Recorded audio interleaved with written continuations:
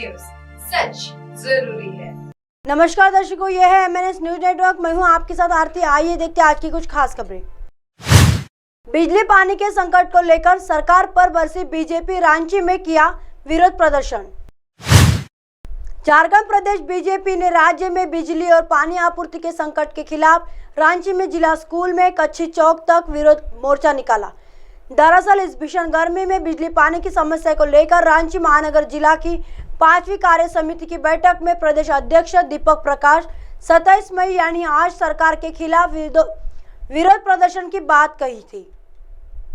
वही कुछ दिन पहले रांची के सांसद संजय सेठ ने कहा कि इस भीषण गर्मी में जनता त्राहिमाम कर रही है, तो वही राज्य के मुख्यमंत्री, मंत्री और अधिकारी अपने बंगले में मस्त है।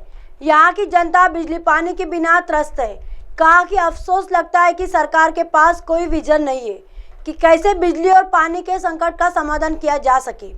बंगले में मस्त है सीएम, मंत्री और अधिकारी। उन्होंने बताया कि ईचागढ़ से लेकर दिल्ली और कांग के खिजरी, हटिया, खलारी प्रतिदिन दर्जनों कॉल आ रहे। कहीं बिजली संकट है, कहीं पानी का संकट है, कहीं चापाकल खराब पड़े है, कहीं जल मीनार बनकर तैयार है, तो लेकिन जलापूर्ति नहीं हो रही। यह ग्रामीण क्षेत्रों की स्थिति है। सांसद संजय सेठ ने बताया था कि भारत सरकार ने जल जीवन मिशन के तहत इस राज्य को करोड़ों रुपए दिए, पर राजधानी में भी उस योजना को धरातल पूरी तरह से नहीं उतारा जा सकता है।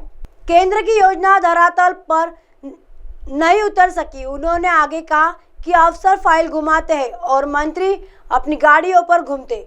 इस सरकार का यही चरित्र रह गया है।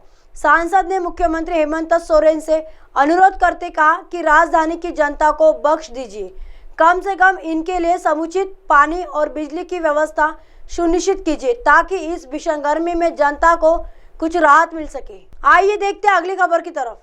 पुराना इतिहास बदल देंगे, नया संसद भवन बनाने की जरूरत क्या थी?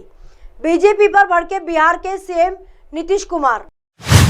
संसद भवन के उद्घाटन को लेकर जारी विवाद के बीच बिहार के मुख्यमंत्री नीतीश कुमार ने बीजेपी और पीएम मोदी पर जमकर निशाना साधा है। नीतीश कुमार ने बीजेपी पर निशाना साधते हुए कहा कि पुराना इतिहास बदल देंगे। क्या जो इतिहास है आप उसे भुला देंगे? बीजेपी इतिहास बदलना है, इसलिए हर चीज बदल रहे। अधिकार का नया संसद भवन बनाने की जरूरत क्या थी? नए संसद भवन के उद्घाटन के मामले पर पूछे गए एक सवाल के जवाब में बिहार के मुख्यमंत्री ने कहा कि नई संसद की क्या जरूरत थी? पहले की इमारत एक ऐतिहासिक थी। मैंने बार बार कहा है कि सत्ता में बैठे लोग इस देश के इतिहास को बदल देंगे। आज नीति आयोग की बैठक और कल नए संसद भवन के उद्घाटन में शामिल होने का कोई मतलब नहीं था, इसलिए मैं वहां नहीं जा रहा हूँ।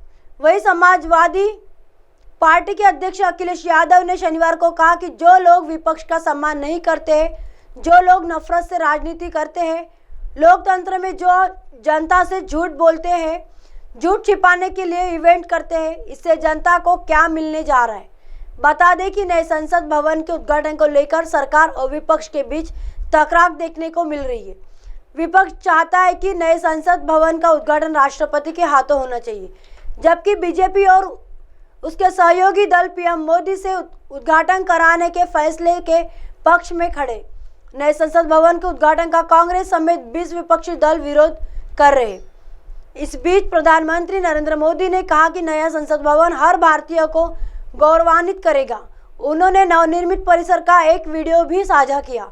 वहीं कई केंद्रीय मंत्रियों ने उद्घाटन समारोह का बहिष्कार करने के फैसले को लेकर कांग्रेस सहित 20 विपक्षी दलों पर निशाना साधा। मोदी ने ट्विटर पर वीडियो पोस्ट करते हुए लोगों से माई पार्लियामेंट माई प्राइड हैशटैग का इस्तेमाल करते हुए अपने वॉइस ओवर के साथ वीडियो साझा करने का भी आग्रह किया। नए संसद भवन का उद्घाटन रविवार को होगा।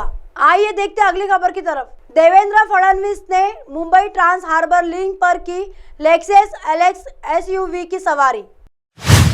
भारतीय बाजार में एक से बढ़कर एक दमदार कारें मौजूद है, लेकिन लेक्सस एलएक्स एसयूवी की बात कुछ और ही है।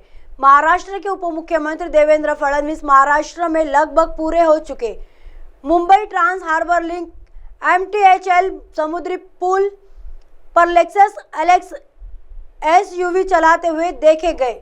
डिप्टी सीएम ने इस एसयूवी में मुख्यमंत्री एकनाथ शिंदे के साथ सवारी की। आपको बता दें कि जब ये प्रोजेक्ट पूरा हो जाएगा तब ये भारत का सबसे लंबा समुद्री पुल होगा। इसकी लंबाई 22 किमी से अधिक होगी। बता दें कि इसका काम लगभग पूरा हो चुका है और उम्मीद लगाई जा रही है कि नवंबर 2023 तक सप्ताह हो जाएगा। अंतर्राष्ट्रीय हवाई अड्डे से कनेक्टिविटी में आसानी। जब ये पुल बन जाएगा तो दक्षिण मुंबई से नवी मुंबई के बीच यात्रा के समय में लगभग 60 मीटर से घटाकर 16 मिनट का हो जाएगा। रायगढ़ जैसे पड़ोसी जिले भी आराम से इसकी जद में आ जाएंगे। MTHL नवी मुंबई अंतर्राष्ट्रीय हवाई अड्डे से कनेक्टिविटी में भी काम आएगा। इसके अलावा पुणे और गोवा जैसे अंतर्राष्ट्रीय शहरों की यात्रा का टाइम भी कम हो जाएगा। अंतर्राष्ट्रीय हवाई अड्डे से कनेक्टिविटी में आसानी। जब ये पुल बन जाएगा तो दक्षिण मुंबई से नवी मुंबई के बीच यात्रा के समय में लगभग 60 मिनट से घटाकर 16 मिनट का हो जाएगा। रायगढ़ जैसे पड़ोसी जिले भी आराम से इस जद में आ जाएंगे। MTHL नवी मुंबई अंतर्राष्ट्रीय हवाई अड्डे से कनेक्टिविटी में भी काम आएगा। इसके अलावा पुणे और गोवा जैसे अंतर्राज्यीय शहरों की भी यात्रा का टाइम भी कम हो जाएगा। अब आप हमारे चैनल को आपके मोबाइल पर भी देख सकते हैं। मोबाइल ऐप पर देखने के लिए प्ले स्टोर से MNS news TV app download करें। इंस्टॉलिंग ट्विटर, हाईकुक, फेसबुक और कई सोशल मीडिया के प्लेटफॉर्म पर हमारा चैनल उपलब्ध है। आप इसे यूट्यूब पर भी देख सकते हैं। आप हमारे चैनल को लाइव भी देख सकते हैं www.mnsnewstv.com पर। फिलहाल वक्त चला दर्शकों ब्रेक का। ब्रेक से लौटने के बाद देखिएगा देश और दुनिया की तमाम खबरें। बने रहिए MNS न्यूज पर। नमस्कार।